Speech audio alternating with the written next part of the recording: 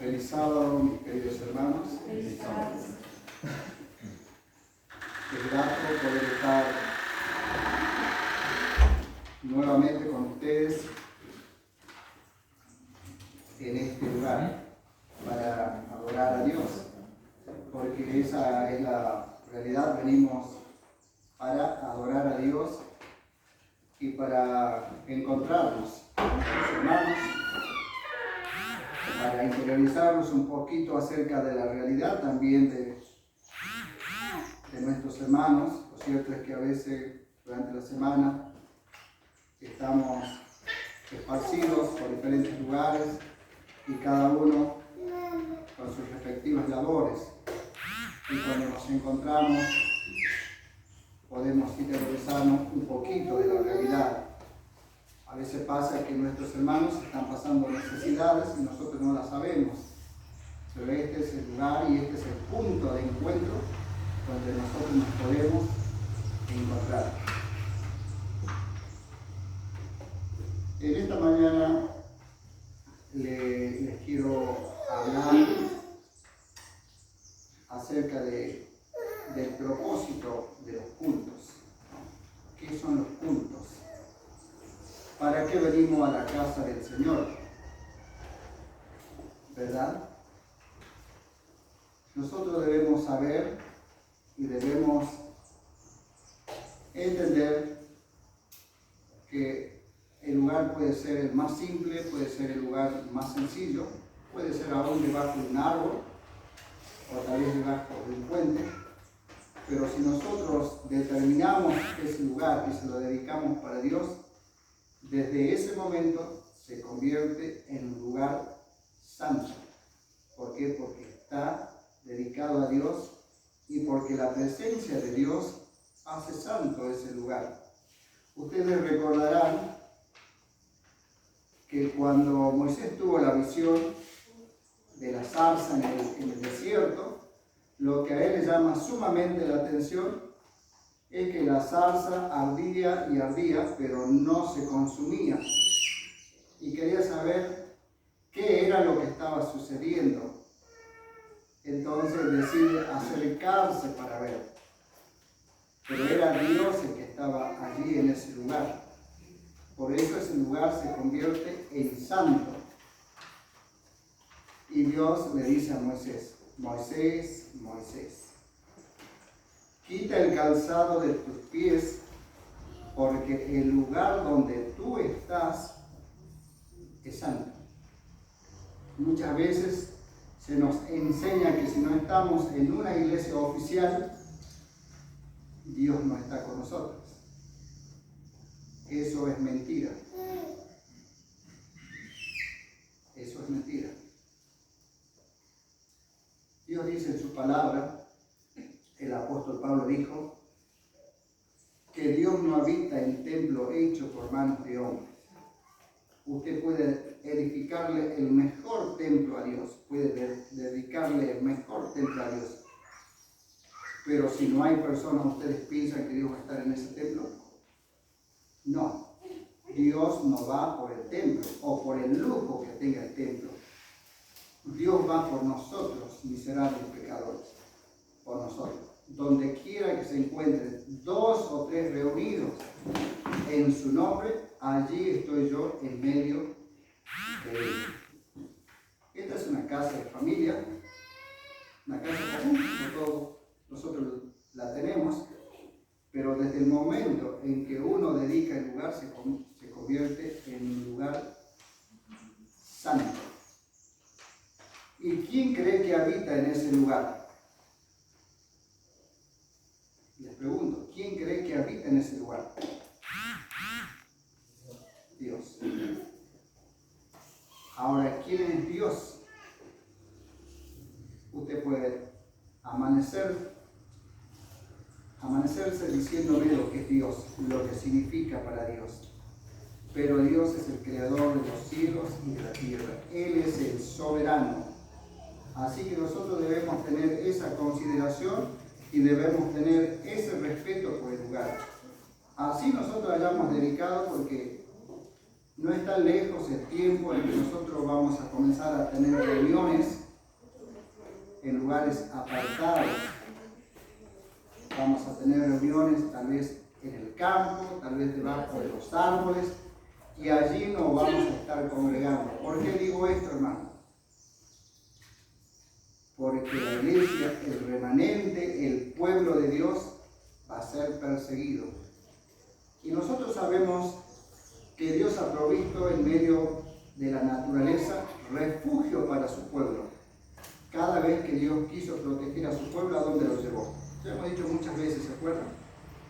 Siempre Dios sacó a su pueblo al campo, a lugares apartados. Le doy solamente un ejemplo. Cuando Dios quiso librar a Lot y a su familia del castigo inminente sobre Sodoma y Gomorra, ¿qué hizo? La Biblia dice que envió ángeles y que los ángeles de manera apresurada tomaron la mano de Job y así como de cada uno de sus integrantes para sacarlos a un lugar apartado y para que los juicios inminentes de Dios no cayeran sobre la familia de Lot. Por eso, hermano, les digo que en algún momento puede ser que nos encontremos esparcidos. El espíritu de profecía dice que muchos de nosotros vamos a estar en las hendiduras de las peñas, alabando y adorando a Dios. Porque el pueblo remanente de Dios es el que va a ser perseguido. No todo el mundo religioso va a ser perseguido, porque no todos aquellos que dicen Señor, Señor, entrarán al reino de los cielos, sino aquellos que hacen la voluntad de su Padre. Tenemos que tener en cuenta esto, hermano. No importa el lugar, si es una casa, si es un árbol, lo que sea. Pero desde el momento en que nosotros dedicamos a ese lugar, se convierte en un lugar santo y allí está nuestro Dios. ¿Cómo se comportaría usted en esta mañana si estuviera nuestro gobernador Morales acá? Estoy seguro que usted se comportaría de otra manera, ¿verdad? Porque así somos, así somos. A veces tributamos tanta honra al hombre y que no está malo, porque son autoridades que Dios ha establecido y se merecen el respeto, mucho más allá de que ellos puedan gobernar bien o gobiernen mal. El libro de Tito dice que nosotros debemos respetar y sujetarnos a las autoridades siempre y cuando la ley del hombre no quiera sobreponerse a los mandamientos de Dios, pero se merecen respeto. Nosotros mostramos respeto y reverencia cuando estamos en algunos lugares importantes o cuando estamos convocados a una audiencia y no nos presentamos de cualquier manera. ¿No? Hasta a veces preparamos un discurso de presentación o de salutación cuando estamos llegando o estamos yendo a un lugar importante. Y cuánto más debemos tener una consideración sabiendo que nosotros nos venimos a encontrar con nuestro gran Dios. No solamente el Creador, sino también sustentador. Eso quiere decir que nosotros debemos tener un gran respeto por Dios y por el lugar donde nosotros estamos. Ahora nosotros vamos a ver algunas citas del espíritu de profecía de la importancia que tiene la reverencia en el lugar de culto. Muchas veces Dios tiene que hacer retirada. Los ángeles tienen que abandonar la iglesia porque hay un despliegue y hay un comportamiento de conducta inadecuada dentro de la iglesia o en el lugar que se ha dedicado para adorar a Dios. ¿Cuántos han tenido el privilegio o tal vez la oportunidad, no tanto como privilegio, también privilegio porque yo he tenido el privilegio de poder entrar a catedrales muy grandes? ¿Cuántos han escuchado escuchado hablar de la Catedral de Luján? ¿Han escuchado hablar de la Catedral de Luján que está en Buenos Aires, en Luján? Es impresionante. Sí. Años antes, cuando viajábamos a Buenos Aires, los pasajeros decían: queremos que nos haga una incursión a la catedral. Y créanme, hermanos, que personas, ya cuando estaban a 50 metros de la catedral, mostraban un respeto absoluto. Y muchos entraban a la catedral de rodillas, otros se sacaban el calzado. Y no había ruido, había un silencio total. Ahora ustedes habrán podido notar que en las iglesias católicas, las hermanas, las mujeres, no entran haciendo ruido con el taco. ¿O usted ha escuchado eso? Eso no pasa, porque yo sí fui a la iglesia católica y las personas tienen mucho cuidado. No digo que no usan taco, sí lo usan, pero entran en punta de pie. Y saben que si una persona por ahí está un poco despistada, la señora y entra con los tac, tac, tac, tac, tac, e inmediatamente el sacerdote corta el discurso y le hace un llamado de atención a la persona. Usted ha visto que a la iglesia católica entran los feligreses hablando de hombres y mujeres vestidos de cualquier manera, de una forma inadecuada. ¿Usted ha visto a las jóvenes, a las señoras entrar a la iglesia con polleras cortas? ¿Vio usted? No entra. ¿Y por qué a veces nosotros venimos a este lugar santo de cualquier manera? Hermanos, yo no les quiero retar, pero sí quiero enseñar. Es mi obligación moral. Yo no soy nadie, soy un hermano laico, igual que usted, yo no soy pastor, no soy nada. Tal vez puede ser un misionero, pero no pastor. Pero tengo la obligación moral de enseñarles que en la casa del Señor se tiene respeto. Y esto va especialmente para los grandes. ¿Saben por qué lo digo? Porque los niños aprenden de nosotros, de la conducta, del comportamiento que yo pueda desarrollar dentro de la iglesia. Como decía el hermano Ramón, a veces no es necesario abrir la Biblia, porque tenemos que aprender a predicar no solamente por precepto, sino también por ejemplo. Y los niños aprenden más por el ejemplo que por el precepto. ¿Qué les parece si yo estuviera acá en este lugar y todos los sábados, mientras el hermano Carlos, el hermano que le toque estar de turno con la presentación del sermón, y yo estuviera a dele, cuchillar con el otro que está al lado, hablando? Creo que los niños harían exactamente lo mismo. Y esto se convertiría no en una iglesia, sino en un lugar recreativo, en un lugar social, pero no en un lugar de adoración. Entonces yo no tengo el ánimo de retarlo, hermano, porque no soy quien para retar. Porque primeramente el mensaje es para mí, porque yo estudio primeramente, y entonces yo tengo que aplicar lo que estudio y lo que también enseño. Esto va para todos, hermano. Esto va para todos. Yo les invito a que usted abra su Biblia en esta mañana, en el libro de Levítico. Vamos a dirigirnos al capítulo 23 de Levítico y vamos a leer los versículos 1, 2 y 3. Aquí nosotros en este capítulo encontramos las fiestas solemnes, las fiestas muy importantes que el pueblo de Israel celebraba durante todo el año. Y dentro de esas fiestas, hermanos, aparece también la santa convocatoria del día sábado. Y está encabezada en primer lugar. Eso no quiere decir que las otras fiestas no son importantes. Para Dios siempre lo fue importante.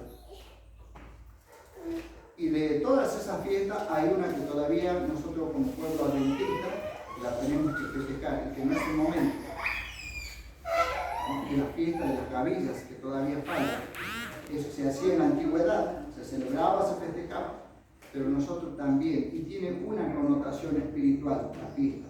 Las fiestas no se hacían porque se tenían que hacer o porque el pueblo era fiestero, sino porque tenía una razón de ser. Bueno, yo no le voy a hablar de la fiesta, pero sí le voy a hablar de la solemnidad del día sábado. Y justamente porque decimos hace un momento que en esta santa convocatoria es Dios el que está entre nosotros. ¿Puede tener esa consideración? De que ahora Dios está en medio nuestro. Claro que está Dios, pero también hay ángeles del Señor que están en esta mañana, en este lugar. Comenzamos a leer desde el versículo 1. Habló Jehová a Moisés diciendo, ¿no? Es Dios el que habla, es Dios el que dice, es Dios el que indica, es Dios el que amonesta, es Dios el que reprende.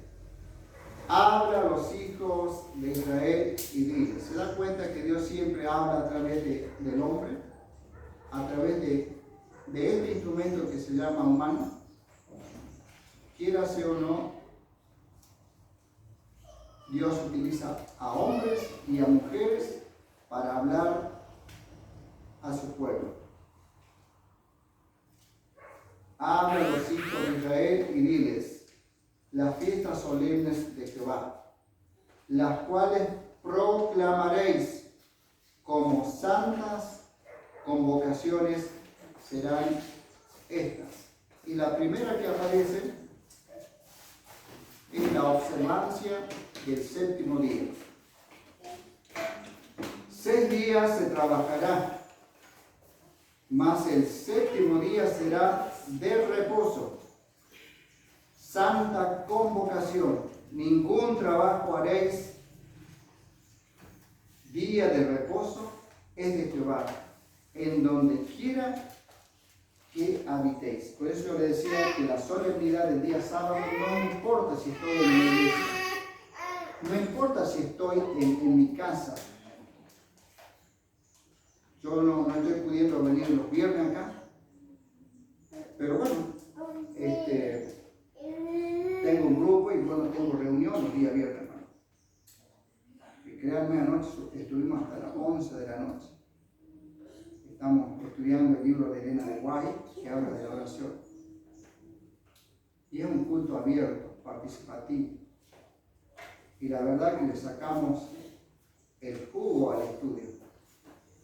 Pero también tenemos que llevarlo a la aplicación. Hemos comenzado a las 8:30 y hemos terminado a las 11:30.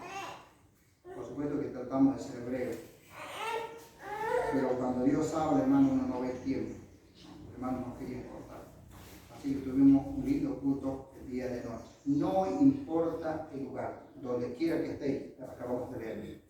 Es de santa convocación y de solemnidad.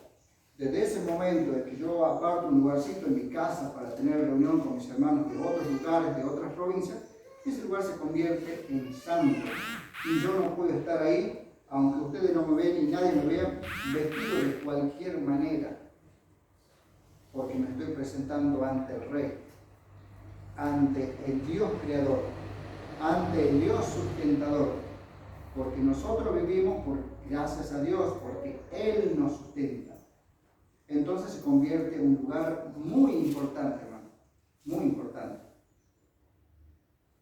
Aunque ustedes no lo vean, Dios está acá, porque Dios no es hombre para mentir, ni hijo de hombre para arrepentir. Lo que Él ha dicho, lo que Él ha prometido, siempre lo cumpla. Yo ahora les voy a leer algunas citas del espíritu de profecía. Tal vez no hable mucho más de 20 minutos, más de lo que hablé, porque quiero que nos quede en claro la importancia de las reuniones, de los cultos. Así sea día lunes, martes, miércoles, cualquier día de la semana. Es un culto al Señor.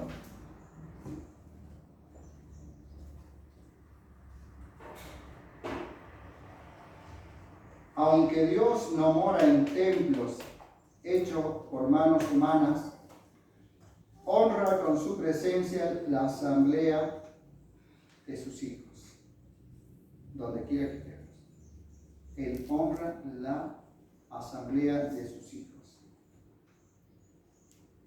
Prometió que cuando se reuniesen para buscarle, para reconocer sus pecados y orar unos por otros, Él los acompañaría por medio de su Espíritu. Pero los que se congregan para adorarle deben desechar todo lo malo. Cada vez que nosotros venimos a este lugar, debemos desechar todo lo malo como primera medida. El párrafo sigue diciendo, a menos que le adoren en espíritu y en verdad, así como en la hermosura de la santidad. De nada valdrá que se congreguen. Acerca de tales ocasiones, el Señor declara, este pueblo de labios me honra, mas su corazón está lejos de mí, pues en vano me honra. San Mateo capítulo 15, versículos 8 y 9. Podemos estar en la mejor iglesia, ¿no? Porque hasta ahora nosotros competimos, ¿no? A ver quién tiene la mejor iglesia. Y hasta a veces sacamos pecho, decimos nosotros tenemos la mejor iglesia, la más bonita, la más grande.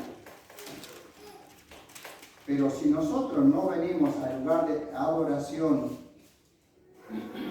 con un espíritu predispuesto y habiendo desechado todo lo malo, de nada va a servir, hermano. Podemos estar en la mejor iglesia,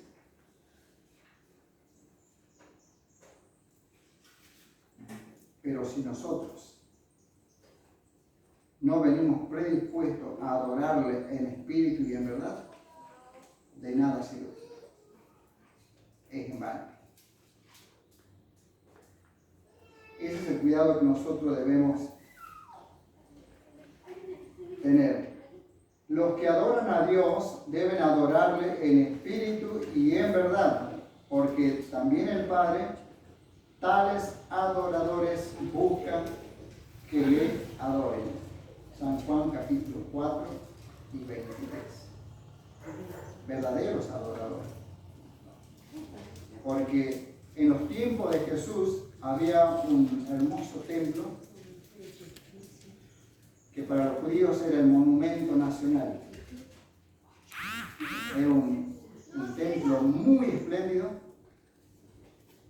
Dice que cuando salía el sol de ese templo, porque tenía, las columnas eran de mármol, de color blanco, era una belleza el reflejo de ese templo.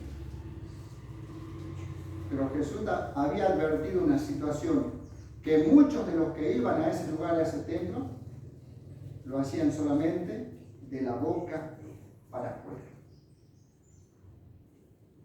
Pero no lo hacían en espíritu y en verdad. Hoy en día, hermano, el sistema de adoración no ha cambiado, porque Dios ha establecido un orden en cuanto a la doxología de la adoración. Y nosotros eso lo podemos ver y estudiar a través del tabernáculo que fue construido por Moisés. Esto no es invento de hombres. Era una cosa muy seria para los sacerdotes, para los oficiales de la iglesia, entrar al lugar santo. Ellos no podían entrar de cualquier manera. En primer lugar, porque iban a quedar fulminados por la presencia de Dios. En segundo lugar, porque esa adoración no iba a subir como olor fragante, como ofrenda a la presencia del Señor. Había muchos cuidados, hermanos, con respecto, ¿no? El oficial de la iglesia debía tener mucho cuidado, y aún el pueblo del Señor. El Espíritu de profecía dice que se acercaban todas las familias y que no eran pocas, porque las tiendas y las carpas estaban alrededor del templo, aquel pequeño templo que Dios había ordenado a Moisés que le hiciera para residir ahí, para estar en medio de su pueblo. Pero la tarea principal de las madres era de educar a sus hijos, de enseñarles que se estaban dirigiendo para adorar a Dios. Por eso lo estoy enseñando, porque esto va a ser una tarea que van a tener las mamás. Pero los papás también, dirán, por supuesto que sí. Pero la tarea educativa, hermanos, la tarea educativa siempre ha recaído como peso y como responsabilidad sobre las mamás. No nos olvidemos que Dios ha hecho a la mujer con una función muy especial y que no es la que hoy se está enseñando aún en nuestra iglesia de Cristo. La igualdad de género, ¿no? La ponemos a la mujer. Hermanos, yo le voy a decir bíblicamente que la mujer no ha sido provista para el hombre para que se ponga al par del hombre. La mujer ha sido hecha, hermanos, escúcheme bien, para realizar las tareas, las actividades, las cosas que el hombre no puede hacer. No para hacer las cosas que el hombre hace, porque eso se está enseñando hoy en día también en nuestra iglesia. Pero bíblicamente eso no está bien, porque la mujer ha sido hecha para hacer las cosas que no puede hacer el hombre. ¿Y por qué decimos esto? Porque es un complemento, porque es ayuda idónea. Jesús necesitaba educación. ¿Y sobre quién recayó la responsabilidad, hermano? Díganme usted. Sobre la madre. Samuel necesitaba educación. Esa responsabilidad, ¿sobre quién cayó? Sobre Ana. Juan el Bautista necesitaba ser instruido y educado. Y fíjense cómo educan las madres. Ustedes pueden leer los primeros capítulos de San Juan y se va a dar cuenta de cómo educó Elizabeth a Juan el Bautista. Es tamaña responsabilidad, hermano. Por eso yo le digo en esta mañana, esa responsabilidad te toca a usted, hermana. Pero a nosotros también los padres, de colaborar con la mamá en la educación. El padre en esta ocasión colabora en la educación de los hijos como parte subsidiaria, pero la parte principal le corresponde a la mamá. Por eso el padre tampoco queda desafectado y no puede hacerse desentendido, porque es un colaborador y tiene que colaborar con la esposa en la educación de los niños. Es la mamá la que pasa mayor tiempo en la casa, ¿verdad? Entonces tiene más tiempo para educar a los niños en todo el sentido de la palabra. Estas cosas por ahí no se dicen en la iglesia por temor a que los hermanos se ofendan, por temor a que los hermanos se vayan. Pero saben que si nosotros no enseñamos estas cosas muy importantes dentro de la iglesia, el que se termina yendo, ¿sabe quién es? es Dios. El que se termina retirando de la iglesia, ¿sabe quién? Son los ángeles. ¿Y a qué Dios está adorando entonces usted? Si Dios no está. Ahora díganme, hermano, si yo esta mañana me apareciera acá cantando un coro, ¿le parece que estaría bien? Ahora, ¿le parece bien que yo venga con una camisa y la tenga descubierta hasta aquí abajo mostrando el pecho? ¿Le parece bien a usted que venga una hermana y que se ponga una blusa escotada? No, hermano. No. Inclusive la Biblia enseña que los sacerdotes tenían que usar calzoncillos. ¿Y sabe cómo eran esos calzoncillos? No es como hoy en día, ¿no? La ropa, uno a veces ve la soga y una cosita así, ¿no? La ropa interior tanto del hombre como de la mujer. Qué vergüenza. Porque tanto el hombre como la mujer no deberían vestir así. Los hombres tenían un calzoncillo que partía desde acá, desde el hombro, hasta abajo, que cubría todo. Y los que entraban al templo no podían mostrar nada de desnudez. Por eso es que las túnicas sacerdotales eran por debajo del tobillo, de manera que si tenían que levantar un pie a la grada, no se tenía que ver nada, ni siquiera los tobillos. Pero hoy en día nosotros venimos mostrando todo, ¿no? Y decimos, me voy a adorar a Dios. Bueno, Dios no participa de esa asamblea, porque el verdadero adorador no se presenta de esa manera. Y Dios no acepta algo que Él no ha establecido. Si nosotros queremos ser aceptos delante de Dios y de que nuestra ofrenda sea acepta y agradable y suba como olor fragante a Dios, lo debo hacer de la manera que Él me lo dice. No hay otra manera, no hay otra forma, no hay otra manera, porque Dios es muy claro.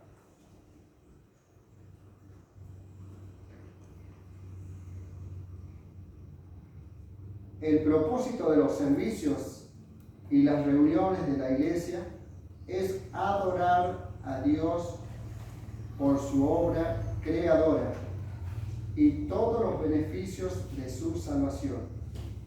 Entender su palabra, sus enseñanzas y sus propósitos es confraternizar el uno con el otro en fe y amor, testificar acerca de la fe personal en el sacrificio expiatorio de Cristo en la cruz y aprender cómo cumplir la comisión evangélica y hacer discípulos en todo el mundo. Mateo capítulo 28, versículos 19 y 20.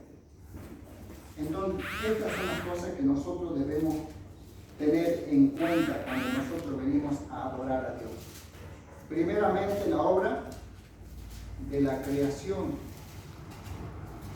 Dar gracias por lo que nosotros tenemos, por lo que podemos disponer, por lo que podemos disfrutar. Y ahora otra cosa que a nosotros nos debe enternecer y llenar el corazón de agradecimiento es la obra expiatoria, una obra monumental que Dios ha hecho a través de su Hijo. Porque si Cristo no se hubiera ofrecido voluntariamente ante Dios, queridos hermanos, nosotros no tendríamos acceso al reino de los cielos. Es decir, estaríamos todos acabados, sin ninguna esperanza de poder obtener la salvación. Entonces, esas son las cosas que hacen, cada vez que las recuerdo, mi corazón se llena de gratitud, de agradecimiento, y adoro a Dios por estas cosas. La creación y la obra de redención a través de la expiación en Cristo Jesús. Y no solamente eso, sino que también nos debe llevar, como decíamos, a confraternizar y orar los unos por los otros y a testificar acerca del amor de Cristo. La casa, hermanos, acá estamos hablando de la casa, porque ahora usted puede tener un lugarcito, no importa el lugar si es lindo o es feo, porque por manos de hombres. Porque nosotros también tenemos reuniones, también tenemos cultos en nuestros hogares. Y es algo que nosotros no debemos descuidar. Por eso yo cuando esté en el campo, hermano, voy a designar algo muy importante que va a ser para la adoración a Dios. Ahí va a estar. ¿Me voy a reunir con los hermanos? Sí. ¿Voy a ir a la iglesia? Sí. Pero yo voy a tener un lugar dedicado a Dios para la adoración. Y cada uno de nosotros deberíamos hacer lo mismo. Bueno, acá la familia Paz hace eso.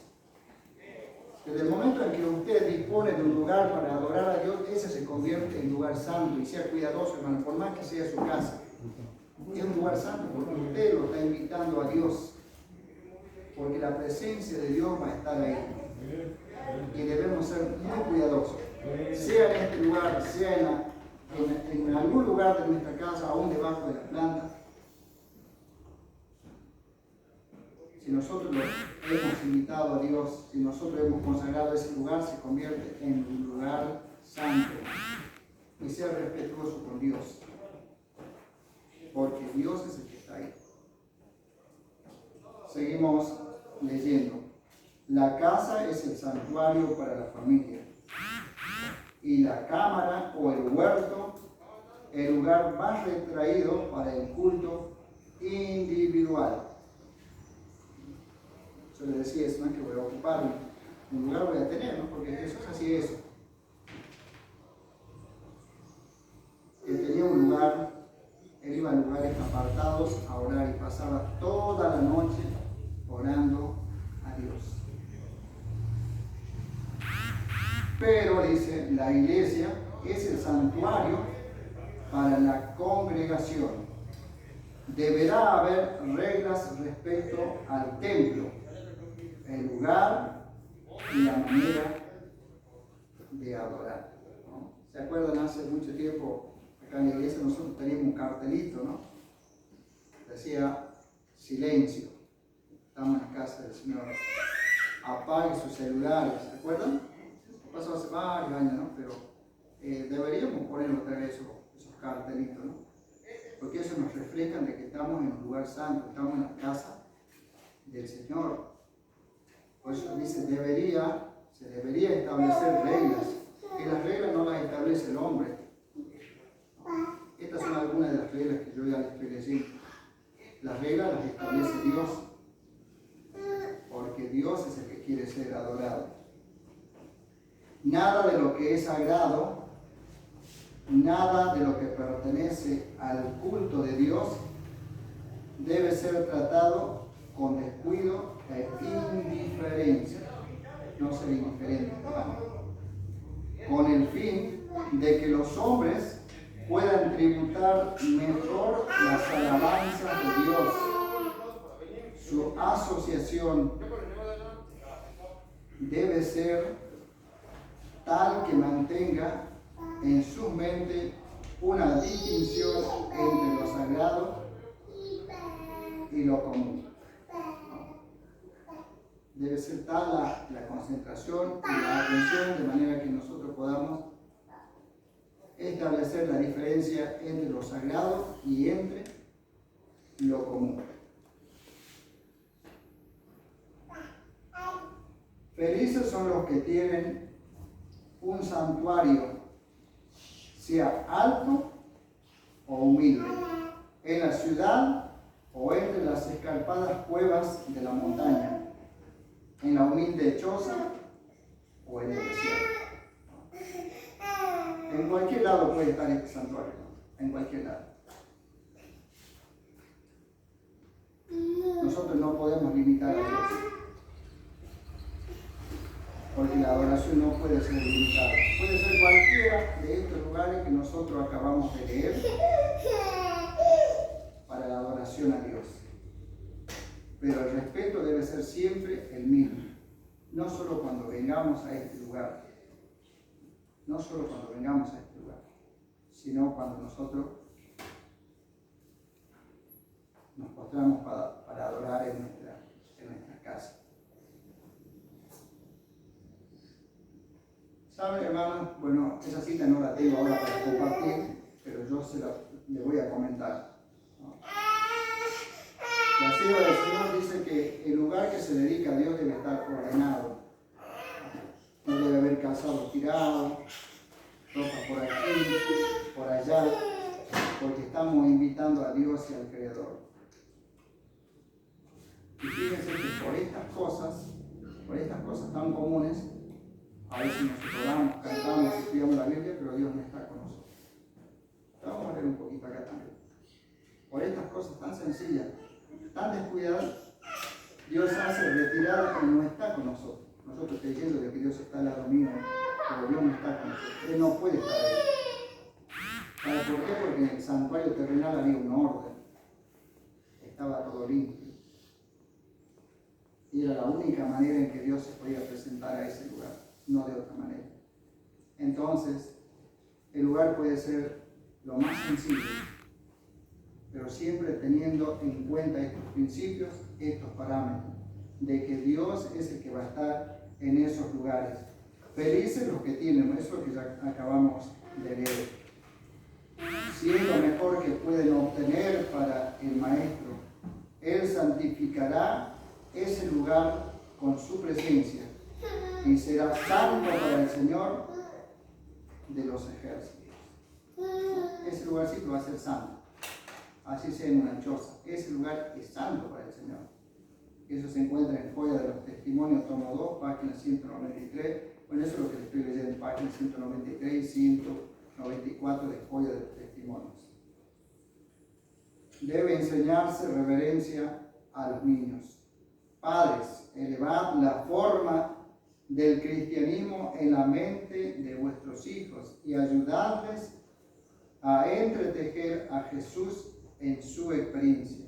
Enseñadles a tener la más alta reverencia por la casa de Dios y comprender que cuando entran en la casa del Señor deben hacerlo con corazón contrito y subyugado.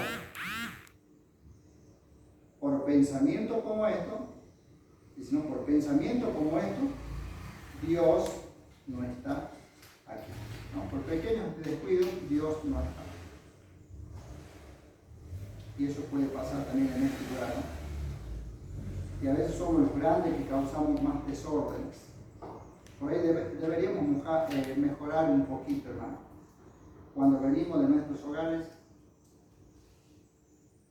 tratemos de que las necesidades fisiológicas se puedan realizar en la casa. Es cierto que tenemos que comprender que hay niños y a veces no le podemos decir que no vayan. Es cierto que hay hermanos grandes que a veces no pueden contenerse y tienen que ir al baño. Pero si esto da resultado en la Iglesia Católica, o usted ha visto que se levantan y se van al baño, tranquilamente aguantan una hora y media en la misa, y nosotros no podemos aguantar a veces. ¿Qué está pasando entonces?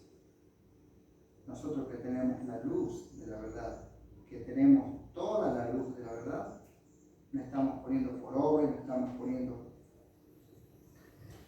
por práctica. Voy a leer una partecita más y estamos terminando, hermano. Si cuando la gente entra en la casa de culto, tiene verdadera reverencia por el Señor y recuerda que está en su presencia, habrá una suave elocuencia en el silencio. Escuchen, hermano, las risas, esto va para nosotros mayores, ¿no? A veces nos reímos acá, ¿no? Estamos de reír mientras se está predicando, mientras se están cantando himnos, nosotros nos estamos riendo. Y a veces estamos hablando con el hermano que está al lado, al oído. Hermano, el respeto es antes y durante la celebración del culto. Debe haber ese respeto. Hermanos que llegan primero deben sentarse y con reverencia, en una actitud de oración, deben orar en sus corazones. O ir cantando. A veces siempre es bueno, ¿no? Y acá cuando venimos, a veces cuando no hay nadie, siempre hay himno, ¿no? Porque venimos a adorar a Dios. Venimos a adorar a Dios. Por eso debe haber cánticos de alabanza ya puesto, ¿no? Para que los hermanos cuando vengan no tengan el motivo de distraerse, sino comenzar a adorar a Dios. Yo cuando llegué a la iglesia bendita, hermano, parecía extraño, hermano, porque yo llegaba y no me sentaba directamente, me arrodillaba y oraba, y hasta que no comenzaba yo no me levantaba. Y creo que fui perdiendo un poco de eso también, ¿no? Por eso digo que este mensaje primeramente es para mí, porque venimos a adorar al Señor.